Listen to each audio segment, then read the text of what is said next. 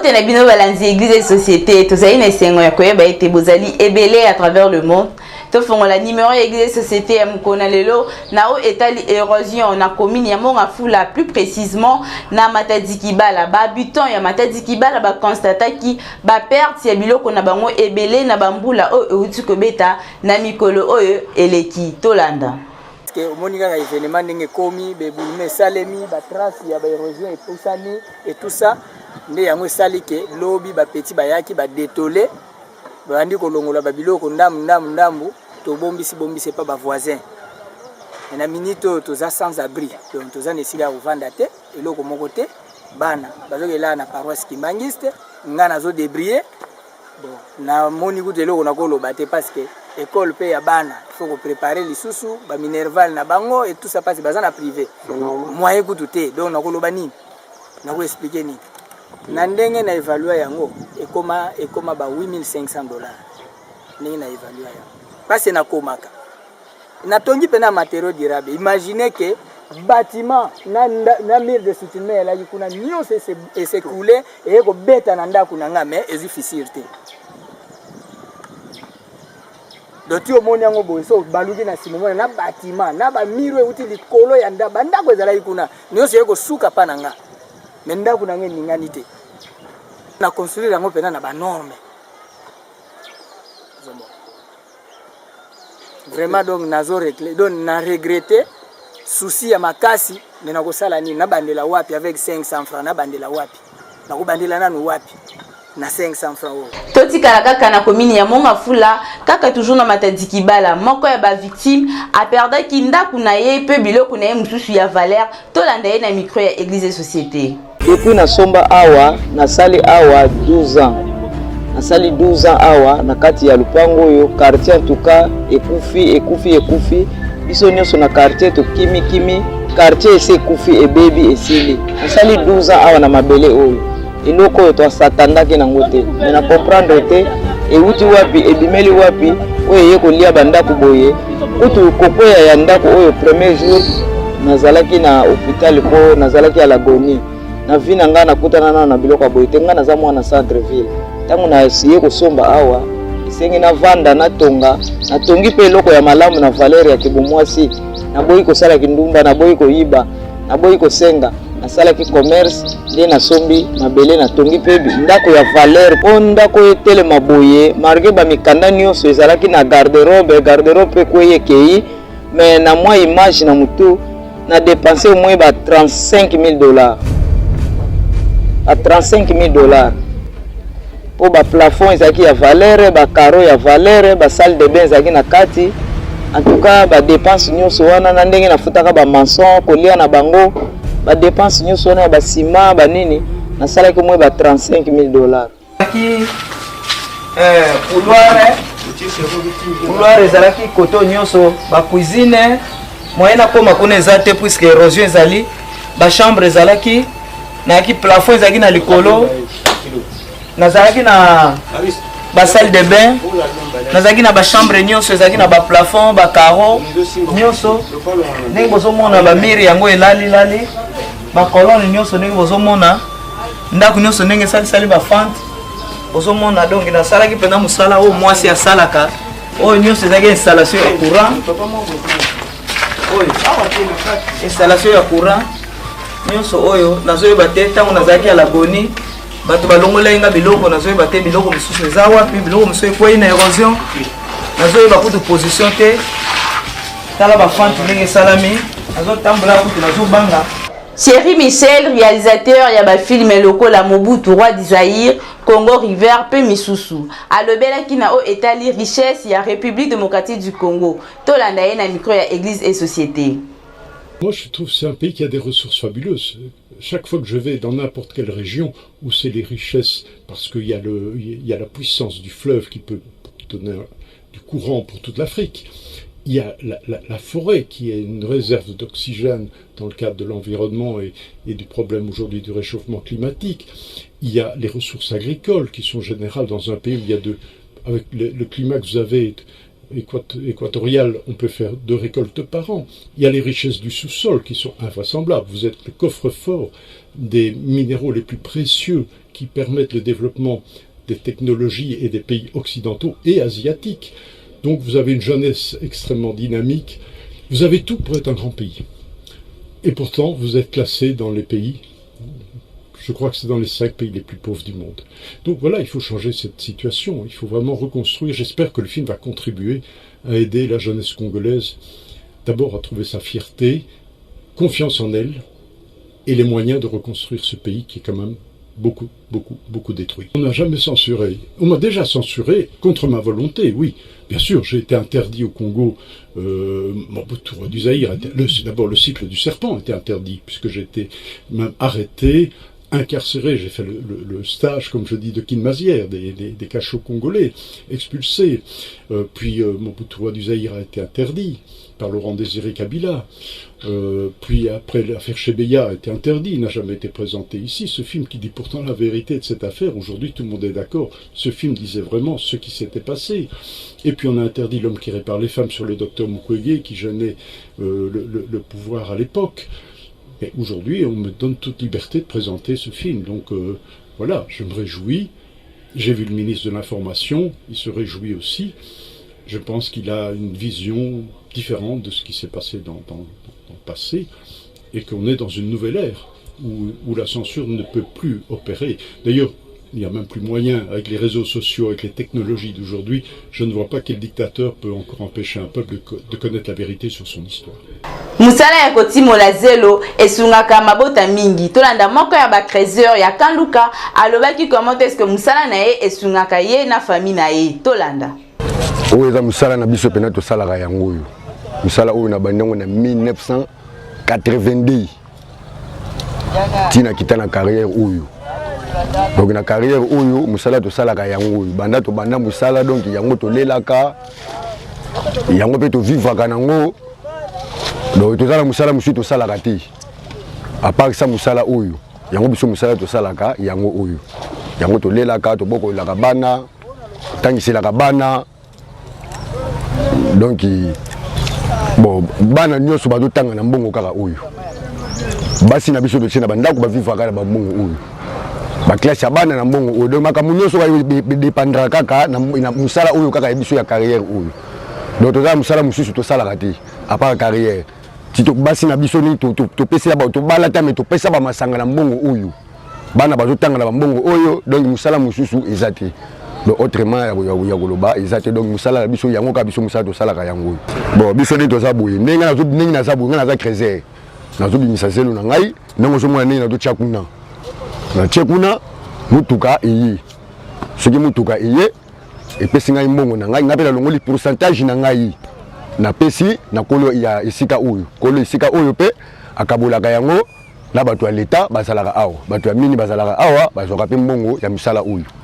Zelo ezali richesse moko nzambe oyo apambola na bana ya Kanluka tolanda moko ya bana ya Kanluka alobaki ndenge zelo esungaka ye na micro ya Église et Société. Toza na commune Ngalema précisément na quartier Kanluka. Bon zelo oyo eza zelo oyo tozwaka na mai na biso eza pembeni awa oyo eza comme richesse na biso oyo nzambe apesi biso pembeni na biso toza nango tozwango tout précisément kana mai awa tosomba yango te. Donc tozwango gratuit yango eza ko aider biso tosala ba blog totonga bandaku et faciliter biso vraiment makasi. Donc zelo oyo ezo soutenir biso na makambo ebele vu que na place à kozwa ba transport que so mango musika mais vu que toi na zelo na biso za pembeni awa biso moko to kitaka to zwi yango to ye nango ti awa yango zo mona to zwi yango to sala ngo mélange po to betango ba brique po to tongela ngo ndako sans zelo ndako etonga mate. Donc zelo vraiment za richesse moko boy oyo do epesameli biso awa na pembeni na biso na commune na biso. Donc pour la commune mususu ezate mais biso awa tozwi chance wana zamba tieli biso zelo oyo ezo faciliter biso to sala ba brique to teka pe ba bloc. Donc esa ke bandako etonga manete bandako nyonso za pembeni awa tozwaka zelo na mai na biso za pembeni eza elelo te eza ya kala ngako to ya mususu kina epo kokuta ngo pour ça des grands frères nos qu'on a biso aussi déjà n'aida qu'au travailler biso peut comme descendance peut toyer to monique que toi na richesse na biso to côté na musala na ya onde to sala ezana batu msusu sur la zangi le fils que mon ate zate mais eza eloko au trésor ezo aider biso eza comme to bengango ezo aider moko na ko sala musala soko zana musala te mais soko yen na carrière na biso oyo okoya ko bimisa zelu to ko charger mituka to zote kazelu donc il faciliter biso to zambon et si déjà tu vivras déjà pour te teka pe bazelu ana mituka ceux qui ça dépend d'enge marché ko zalela course yango ndenge ko za po biso bazelu to teka na ba tonnes ceux ça 10 tonnes 20 tonnes tango koya tango to charger yango entre ba négociation monta oyo to koyoka na yango nde que la zèle et que faciliter peut bénéficier. Na province ya Mungala plus précisément na territoire ya Bumba population ezali kolela na o étalement qui a courant responsable ya atelier de menuiserie aloba ki boye na micro ya église et société. Toujours dépend de la carburant. Carburant au sommet mazout et na moteur est tourné. Donc continue ça en misala. Mais les autres appellent le côté port. Mazout les autres matin moite. La journée, ce qu'on sait dans la journée, il faut consommer 15 litres à défaut, 20 litres. 1 litre à mazout, c'est 5 000 francs.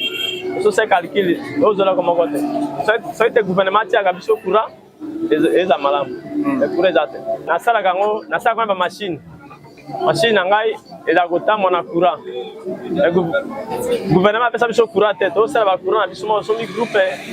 Otinde sikozo tambola na courant ese nga carburant pour bilo quand se tambola mazout ce que gouvernement tchaka moteur za sina les avant ce qui sina les za comme to saka courant ya l'état mais pour les até to saka biso moko tina bani mosana nga na zali sungi moko te de sungi moko te mais na bunda kana nga moko na makasi na nga na zali sungi sika moko te ce qui kozali sungi ce qui baza ko soutenir na ondima ko basunga nga mais basunga nga ite na mona ngote na bunda kana ndenge na nga ce qui volonté ko zana bakonzi ko bazi bokonzi ko ba ko soutenir nga na ko linga pe na ko sape mari na zo pe bana belé na la siba musala bana belé ba otambola ba musuba za ba shege on ni musala zate ba ibi esika ni ba misimba te sote gouvernement sunginga ngapa na kobenga bana na sunga bango na la siba musala ta eza ko kana motema na ngai balakisa ki ngai ngapa senda la kisa bana ba koye pa na ngai ba musuba papa na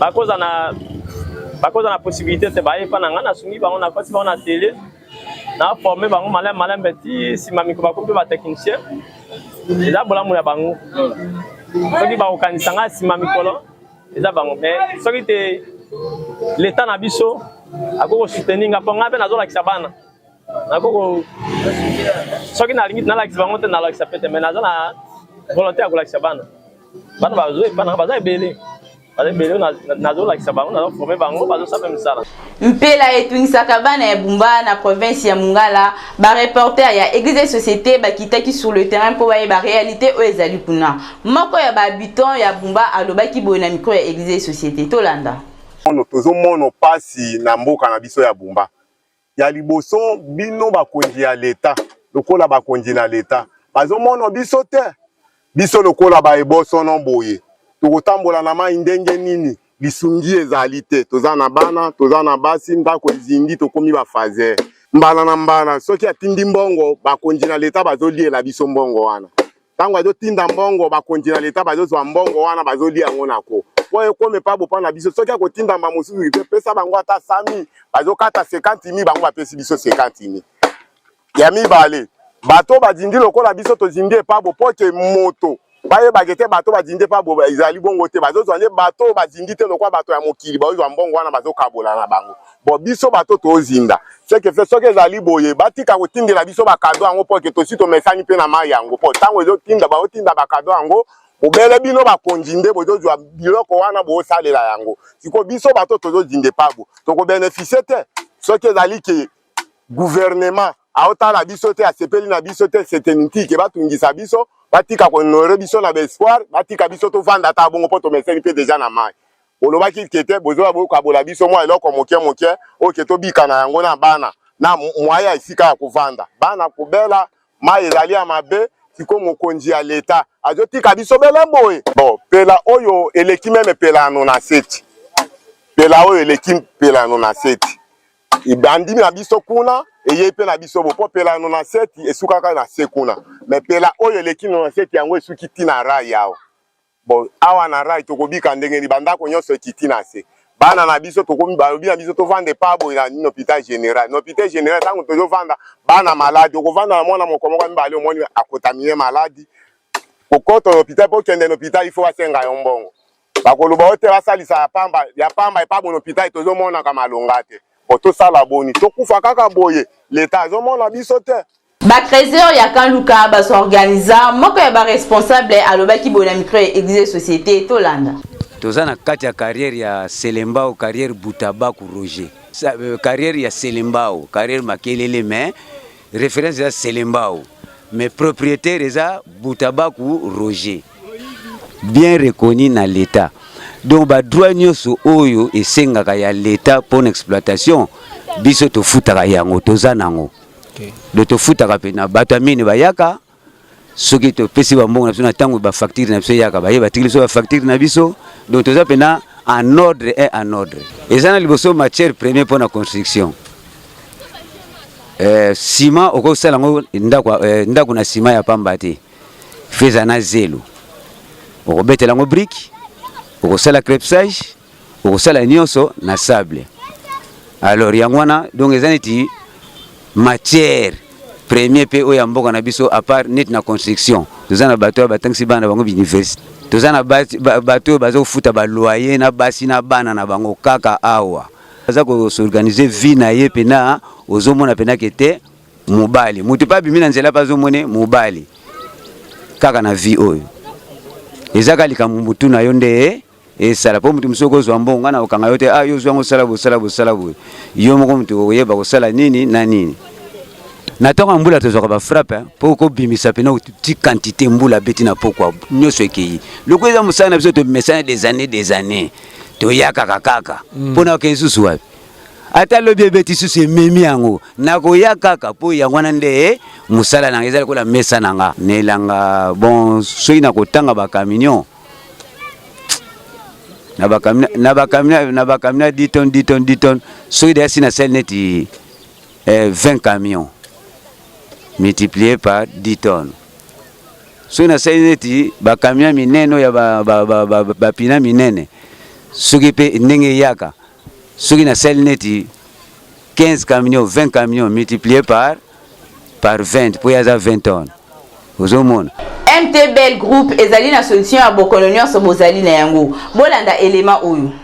Kinshasa Brazzaville Nabatwa nzinga papa maman bilengi basi to mibali tambola na bokono na yo otikala kozwa lobiko te lobiko solo yango ye centre MTBL Docteur Kavulu médecine douce bino baebo banga kambe yaka okozwa lobiko ya solo centre MTBL po Docteur Kavulu Azali, ko traité ba maladie lokola, diabète, prostate, cataracte, glaucome, myopie, faiblesse sexuelle, éjaculation précoce, ba maladie pe rhumatismale lokola, hernie discale, douleur lombaire, nerf sciatique, goutte, AVC, pe paralysie, kyste, myome, fibrome, obésité, constipation, ezo, résister à tamukete, boya komeka lobiko solo, ezalinde awana centre MTBL médecine douce lobiko oyo ezanga mbeli ezanga kisia mundele centre MTBL médecine douce boya lobiko ezalinde awa yoka yebisa baninga bokima na lombango Docteur Kavulu Azali pona bino nyonso centre MTBL médecine douce bana Congo bazui lobiko Kindirect agropastoral et bengi bino boya ko bénéficier na ba avantage ebele o bazali na yango bolanda élément oyo omoni mabeza eloko moko nzamba benisango abenisa mutu po ame akolona pe asa bilanga awa asa bilanga kati ya mabele ya onde ko lesa mboka jeune oyo azaki chômeur tango aye amon ke non sika muso ko bike ezalite musa ezalite aye awa abandi ko sa il s'est retrouvé à foutre là-bas en Minerval. Vraiment, mutu ou azanye na mbongo ki avandi boy. Ayeba ke mbongo wana eutaki na musala.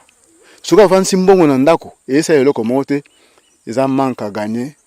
Pe tia okota mabele. Bon, à moins kazo mbongo wana na nzela moko ya ayebaki asake fort moko te. Mais soki vraiment ayebaki mbongo azoki na motoki. Akota mbongo na mabele na encadrement ekobota koleka kutu. Ekobota koleka. Soki aye na organisation oyo ya kin direct oyo, je pense que vous avez 5 mingi. Parce que na moni ma kanisa kin direct eza likanispendea ya kolongola mboka na bowumbu oyo ya esclavagisme memela biso. Administration na biso ezali kitoko eza organisé. Administration eza organisé. So okekuna okene kokuta ba technicien chargé ya pisciculture. Bazali. Ba technicien chargé ya agriculture. Tout ça est belé. Vraiment, ce sont des jeunes qui se sont réveillés. Vous voyez que non? Le Colandenge président Fatia Zokosenga. Hein? Je vais faire du Congo des millionnaires. Hein? Ba millionnaire ba cinéma belé. Ba ya. Ezali kin direct agro-pastoral. Donc ba ya ko kutana bango vraiment mokonzambo kapé abwa kapé kude na e parce que en tout cas tant musu azakuna ba to ba conseil bazate. Ataza ba conseil ba moyena nu nani agro-pastoral oyo ya kin direct te. Abwa ka lisu na e aya ko mona bango pour amoke non na mboka na ngai ezana ba jeune pour bazo réfléchir, ezana ba tata, na ba maman bazo réfléchir pour l'encadrement ya mboka. C'est ça, faire des Congolais des millionnaires et des milliardaires. Église de délivrance Cana de vainqueur et Zouami na commune la ligne wala na Nili Benge numéro 234 et Kambam na pasteur Joël Vinza Bazali Koko Bana Msala Nanzam. Tolanda le représentant légal il y a Église de délivrance Cana de vainqueur na micro ya Église de société. Esengo mingi oyebi ke papa nyonso azalaka na esengo na tango azomona ete ya yebana bazosala misala oyala kisi bango. Ezalaka esengo makasi mingi ya komona ete anga mwana kote na dimanche lelo et salinga esengo makasi mingi. Nous suivons seulement que l'exemple de Jésus.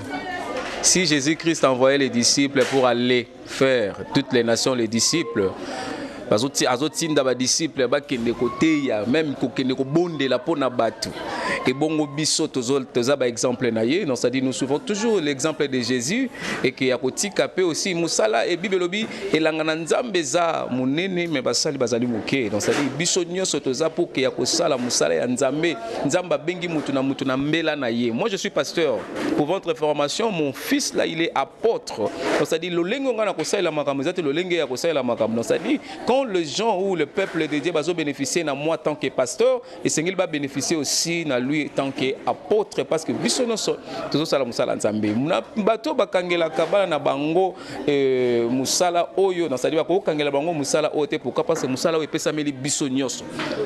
Même quand quand Dieu a envoyé Moïse pour consacrer Aaron, Moïse a consacré Aaron yemo karate mais na bana ya Aaron. Et bango nyonso bazaki na kata sacrificature pour na kosala musala ya nzambe. Il a sepeli na thème ya lelo, il nous a parlé de la préscience et l'omniscience des dieux. Alors nazalaki vraiment béni par ces messages et le peuple de Dieu aussi nazalaki béni par ces messages. Donc ça dit il nous parle, il nous a parlé selon l'avenir, les choses à venir. Donc ça dit pour dire que c'est le Dieu qui est capable de connaître ce qui doit arriver. Donc ça dit na makamwe ko koma kuna na sepel na la pression ça ebisi biso Dieu a donné à l'homme la capacité de connaître ce qui doit arriver. Mais makamwe ko kokisa makuna na nyoso na nyoso nango et nzambe de ce qui aza omnipression nde aza nzambe ya koyeba nyoso e ko sala manakati kuna omniscient plutôt. Donc ça dit yenda za capable ya kosiyeba makambo no se ko na sepe na message wana ya dimanche lelo makasi mingi nzambe apambola mosali na ye. Alors ye azali pe azali kokita na kaka donc ça dit na sima na ye bakitani pe bazali ebele. C'est ainsi tu verras les disciples ont posé la question à Jésus. Mais cet homme est ici pourquoi? Est-ce que cet homme a péché ou ses parents ont péché? Non, ce n'est ni ses parents. Cet homme n'a pas aussi péché. Mais c'est pour que la gloire des Dieu se manifeste. global et libino ba supplément alimentaire na bango na yango distributeur na bango Mardoché Munyange alobi bonami pré exige société tolanda.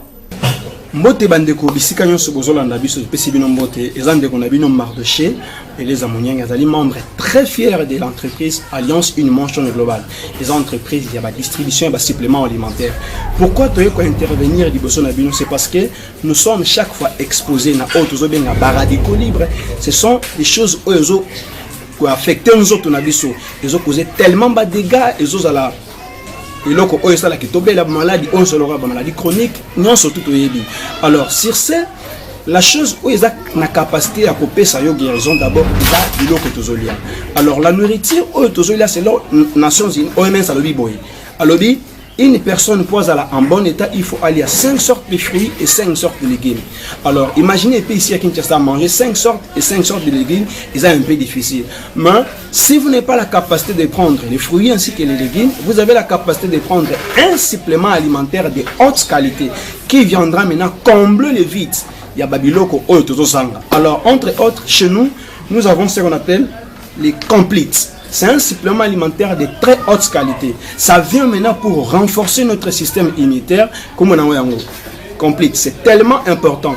Quand vous prenez ça, et pour renforcer le système immunitaire, entre autres aux malades, entre autres aux maladies. Cela veut dire que à titre préventif ou à titre curatif, c'est tellement important. Et deuxième produit, Restore Life. Il y a des personnes, vu que les cellules et koufi, ils ont la capacité à reproduire les cellules. Nous avons le produit ici, c'est super puissant pour donner la cellule, pour renforcer la capacité en fait que les cellules ont un état normal, en fait que nous avons une bonne santé. Ce qui cause la mort, c'est la mort de cellules. Une fois que les cellules sont vers la mort. Alors, ce qui est la seule chose qui renforcer c'est bio naturel. À part ça, nous avons Liven Coffee. C'est super café. Liven Coffee. Les gens ont la capacité à consommer même en bana mutunyon so agomelango. Ils ont renforcé le système immunitaire, ça nous protège. Azana sucre, azana miliki. Ils ont différents na thé otomelaka bilon soyebi. Mutoza malade agomelango et pour prévenir contre les problèmes de santé et autre chose. Et ceux qui kawana te soit peut-être mutu azana problème il y a glycémie, azana diabète, il y a cause sugar free. On appelle ça. Alors oyo ils tellement important. Peu importe, trop de fatigue, le bureau, voilà une solution qui va donner la force dans nous autres. Et donc, des petits qui touchent bon piquiliki bon papa parce que c'est super important. Alors, je souhaiterais une fois aux consommer produits, vous ne serez jamais d'ici. Et qu'on renforce le système immunitaire et qu'on préserve contre la maladie et qu'on garde nous autres en fait que non une personne qui tombe à chaque fois malade. Produit oyo nazongeli koloba kombo nango ezali complete phyto-énergisant. C'est un super puissant produit. Ils ont créé juste une base supplément alimentaire. Il y a Alliance Une Manche Globale. Ils ont produit eux permettre pour renforcer le système immunitaire. Ça nous protège devant le problème, devant les radicaux libres qui nous attaquent à tout moment. Nous avons encore ce qu'on appelle les Restore Life. Ça vient pour restaurer la vie, comme on dit en anglais, Restore Life. Batu o bazo perdre ba cellule, faire kukufa ba cellule, nememaka batu bakufa. Ils ont attaqué ba cellule na biso zali ba radicaux libres. Alors en prenant ça, ça va vous permettre pour que au garder nous autres dans un état normal, au vivre moulay parce que vous avez des objectifs, vous devez vivre, vous avez des enfants, la maladie ne peut pas vous empêcher en fait que aucun perdre vie. Alors ici, je réponds encore pour vous dire que nous avons ce qu'on appelle les Living Coffee, un super produit, et ça café, et ça décaféiné. C'est que on met le café, vous avez un problème avec le café, ah oui, ça décaféiné. C'est que ça vient pour renforcer votre système immunitaire, vous booster, vous ramène encore de devenir la personne que vous devez être. Alors, pour nous contacter, nous sommes sur appel normal 081 34 08 593 081 34 08 593. On a un numéro à appel au Kobenga Biso na WhatsApp, numéro est na bas na c'est à écran na bino, vous contactez Biso à WhatsApp ou appel dans le 081 34 08 593 pour avoir accès à vos produits. Ah Wande Totsugisi numéro ya église et société ya Mkonalelo. Merci na grande équipe technique. Merci pe na bino bandeko batali. Ngana bino tofutani na mikolo o ezali koya.